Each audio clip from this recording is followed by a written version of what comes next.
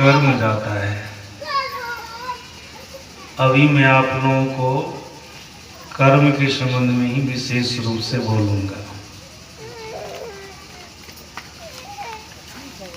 वेद में 3 तरह की कर्मों का वर्णन है। राजस कर्म, तामस कर्म और सात्विक कर्म।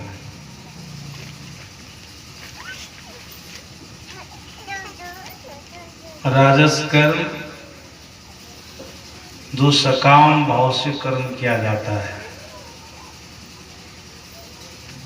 तामस कर्म जो आलस में पड़ के किया जाता है, साथ साथ दूसरे को दुख देने के लिए जो कर्म किया जाता है। सात्विक कर्म जो निष्काम भाव से किया जाता है और अपने कल्याण के वास्ते किया जाता है। परोपकार की भावना से किया जाता है, ये सात्विक कर्म है। वेद में इन्हीं 3 प्रकार के कर्मों का वर्णन है। राजस कर्म, तामस कर्म और सात्विक कर्म। मंत्र है उदुत्तमं वरुण पाशमश्मदवाधमं वीमध्यमं श्रद्धाय अथा वै मादित्य व्रते तवा नागशो अदितये श्यामा। वेद भगवान कहते हैं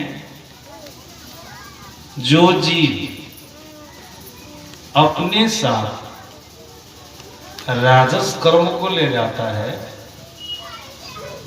या जिस जीव के साथ राजस कर्म जाता है, ऐसे जीवात्मा को परमात्मा विविध प्रकार की योनियों में भेजकर वहां के सुख दुख को भोगाकर उनसे उनको शिथिल कर देता है। विविध प्रकार की योनियों में, इसमें तो कोई गारंटी नहीं कि फलानी योनि में उनको भेजेंगे। उनको कभी देवता के भी शरीर में जाना पड़ता है, वे जीव कभी मनुष्य शरीर में भी आ जाते हैं, वे जीव कभी पशु पक्षी कीड़े मकोड़े के भी शरीर में चले जाते हैं, वृक्ष पहाड़ के भी शरीर में चले जाते हैं, जो राजस कर्म के बंधन से बंधा है। जिस जीव के साथ राजस कर्म गया है, जो जीव अपने साथ में राजस कर्म ले गया है, उनके साथ ऐसी घटना घटती है। सज्जनों, हम लोगों के सदगुरु महाराज जी ने कहने की कृपा की है, राजस कर्म सकाम भाव से किया गया कर्म तो राजस कर्म है ही, साथ साथ मिला जुला कर्म राजस कर्म कहलाता है। मिला जुला कर्म मतलब कुछ अच्छा कर्म कुछ बुरा कर्म।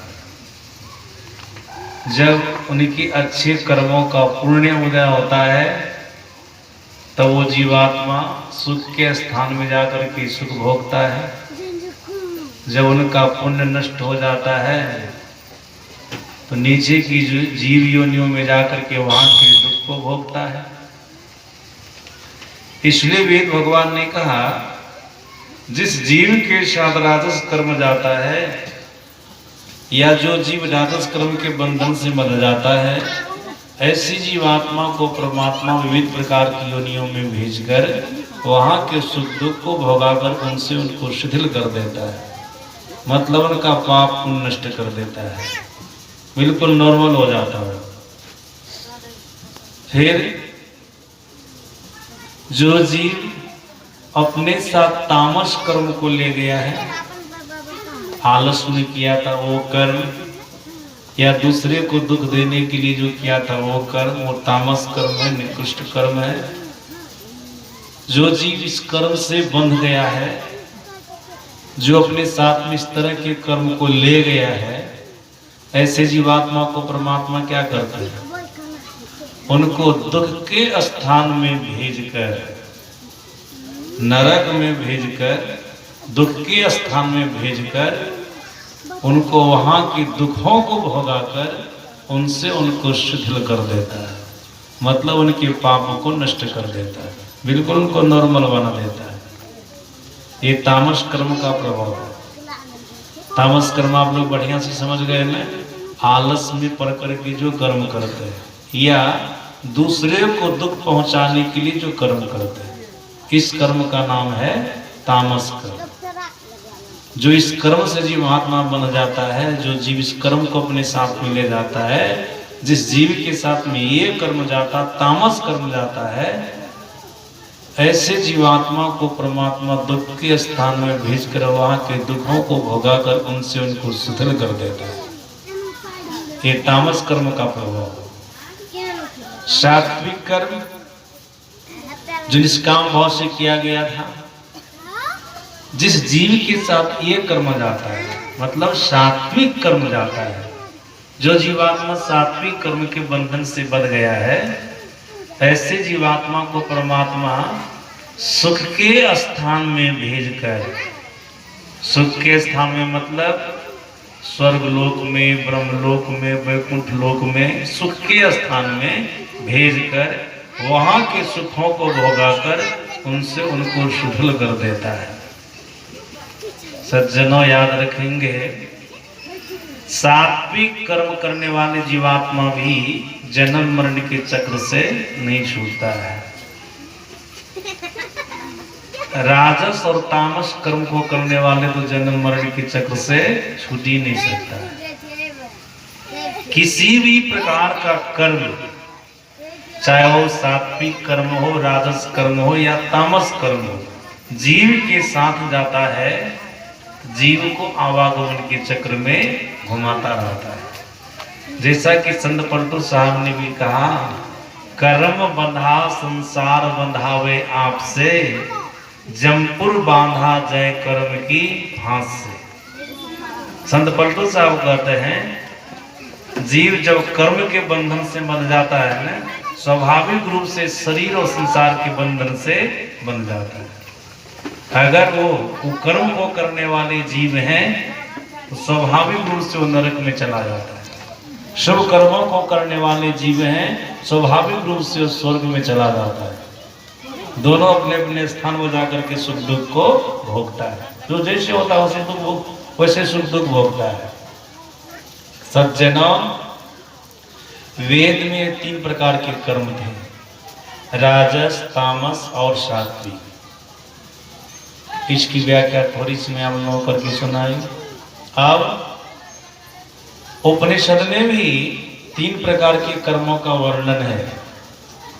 वो 3 प्रकार के कर्म कौन है? वो 3 प्रकार के कर्म है, क्रियमान कर्म, संचित कर्म और प्रारब्ध कर्म। ये 3 प्रकार के कर्म हो गए। क्रियमान कर्म किसे कहते हैं, संचित कर्म किसे कहते हैं और प्रारब्ध कर्म किसे कहते हैं? वर्तमान में जो आप कुछ कर रहे हैं, क्रिया के माध्यम से कोई भी कर्म कर रहे हैं, वह क्रियामान कर्म कहलाता है। और यही जब जमा होता है तो वह कर्म संचित कहलाता है। उसी में जब आप कुछ भोगने लग जाते हैं तब वह प्रारब्ध कहलाता है। ये 3 प्रकार के कर्म। सज्जनों, प्रारब्ध के रूप में आपको वही मिलेगा जो वर्तमान में क्रिया के द्वारा आपने संचित किया था, वही मिलेगा। अगर आपने अच्छा कर्म किया तो अच्छा जमा हुआ तो भोग के रूप में अच्छा मिलेगा। आपने बुरा किया, जमा हुआ तो भोग के रूप में वही मिलेगा। जैसा आपने वर्तमान में किया था, क्रिया के माध्यम से जमा किया था, संचित हुआ था, प्रारब्ध के रूप में आपको वही मिलेगा। गीता में भगवान श्री कृष्ण ने 3 प्रकार के कर्मों का वर्णन किया है। गीता में भगवान श्री कृष्ण ने कहा 3 प्रकार के कर्म होते हैं, कर्म, अकर्म और विकर्म। ये 3 प्रकार के कर्म हैं। कर्म, विधि कर्म, करने योग्य कर्म।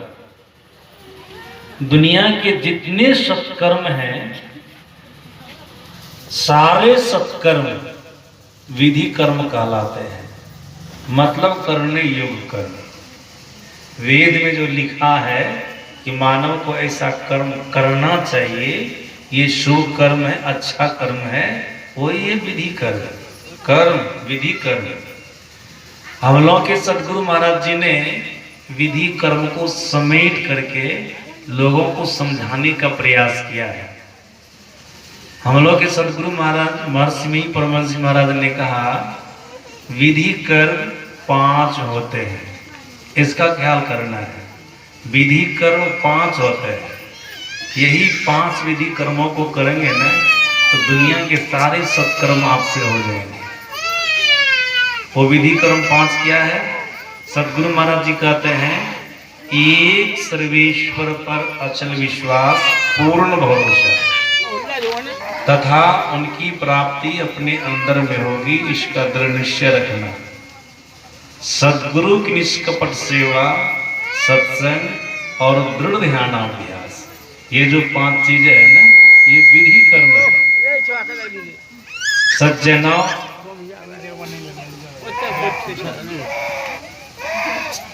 आजकल मानव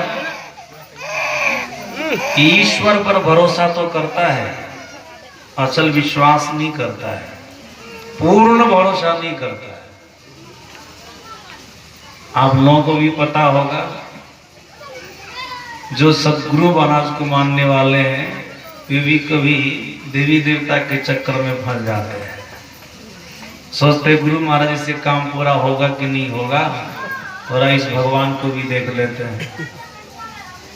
एक निष्ठ होना चाहिए, एक ईश्वर पर अचल विश्वास, पूर्ण भरोसा। सज्जनों, जो एक निष्ठ होते हैं उनका कभी अनिष्ट नहीं होता है, कभी अनिष्ट नहीं होता है।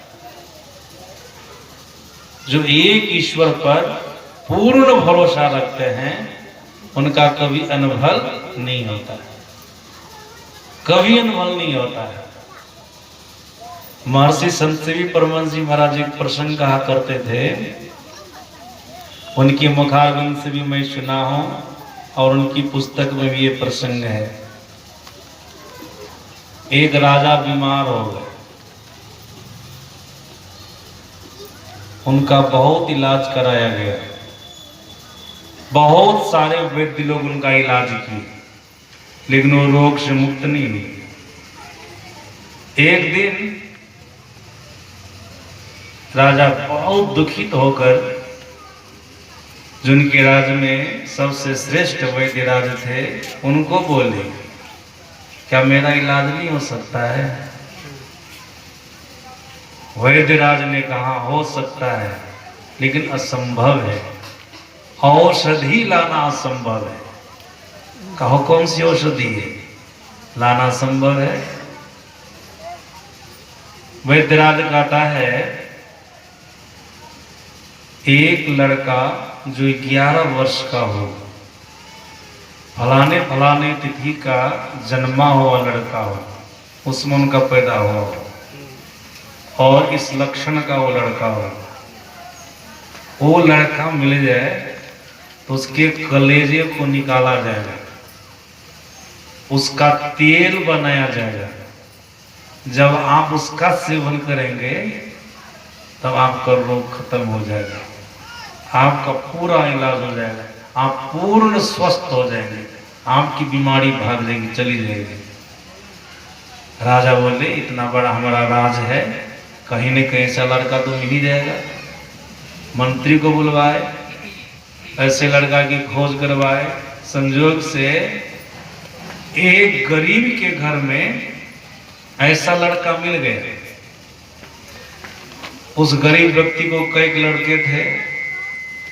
मंत्री उनके पास गए, वृद्ध व्यक्ति को बोले, गरीब आदमी को बोले, कि आपको तो कई पुत्र हैं, राजा को इस लड़का की जरूरत थी, वो आपका एक लड़का है, आप जो भी पैसा लेना चाहे, रुपया लेना चाहे ले लें, वो लड़का दे दीजिए। गरीब व्यक्ति ने पूछा भी था क्या होगा इसका, क्या इसको कत्ल किया जाएगा और इसका कलेजा निकाला जाएगा, उस कलेजा का तेल बनेगा, राजा उसका सेवन करेंगे, वो बीमार पड़ गए हैं और रोग से मुक्त हो जाएंगे, उनकी बीमारी चली जाएगी, उनके लिए औषधि है। गरीब व्यक्ति के भी मन में हुआ हमारे पास तो कोई एक लड़का है, निर्धन आदमी है, मंत्री हमको धन देने की बात बोले हैं और ये बोले हैं कि जितना आप चाहेंगे उतना धन आपको मिलेगा। गरीब आदमी कितना चाहेंगे, अपने औकाते को देख न धन भी मांगेंगे, मांगने वाले का भी औकात होता है, जितना उनको था मांग लिया, लड़का को दे दिया। मंत्री लेके चले गए राजा के पास, राजा को बोले कि यही लड़का है, इस लड़के को कत्ल किया जाएगा, इसका कलेजा निकाल करके तेल बनाया जाएगा, उसी से आपका रोग खत्म होगा, ये लड़का है। राजा खुश हो गए कि लड़का मिल गया, अब हमारी बीमारी चली जाएगी, हमारा रोग चला जाएगा, भीतर से प्रसन्न हो गए, हमारी बीमारी चली जाएगी। अब क्या होता है, राजा मंत्री को आदेश करता है, इसको कत्ल किया गया, दिन नियुक्त किया गया, फलाने दिन इसको कत्ल किया जाएगा। लगभग राज्य के सभी लोगों को इसका पता चल गया कि फलाने समय में एक लड़का को कत्ल किया जाएगा। राजा का आदेश हो गया, उसी लड़का के कलेजा से उनका इलाज होगा, राजा का इलाज होगा, कत्ल होगा लड़का का। राज्य के सभी लोग समय पर इकट्ठे हो गए। अब उस लड़का को पूछा गया जिसका कत्ल होता कि बोलो अंतिम इच्छा तुम्हारी क्या है, क्या सब खाओगे पियोगे, बोलो।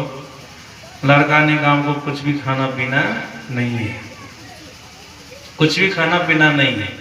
कहता तैयार हो जाओ, अब तुम्हारा कत्ल होगा।